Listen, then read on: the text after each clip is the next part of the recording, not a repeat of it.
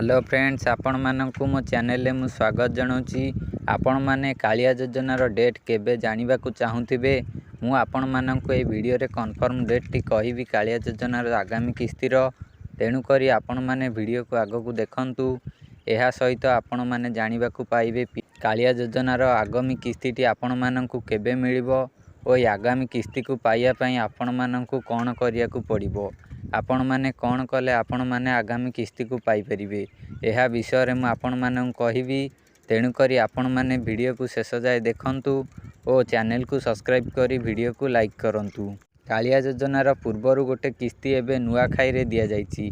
एहा पर चासी भाई माने आग्रहर सहित अपेक्षा करिसेंती आगामी किस्ती को। आगामी किस्ती टी केबे मिलिबो बोली से जानिबा को चाहुचंती मध्य, किंतु से माने जानि पारु नांती केबे मिलिबो। कालिया योजना रे किस्ती पाइया पई समस्तंकु ई-केवाईसी करबाकू पड़िबो। जेउ माने ई-केवाईसी न करिवे से माने कालिया योजनार लाभ नहीं परिबेनी। तेणु करी आपण जदि ई-केवाईसी करिनांती तेबे ई-केवाईसी को करंतु, जहा द्वारा आपण माने ई कालिया योजनार आगामी किस्ती आगकू जे कोनोसी किस्ती आसीबो से किस्ती गुड़िकर लाभ को आपण माने पाई परिबे। कालिया योजना रे ई-केवाईसी न करिवारु बहुत चाषी को टंका मिली पारुनी। पीएम किसान सम्मान निधि योजना रे मध्य सेही बळी होउची।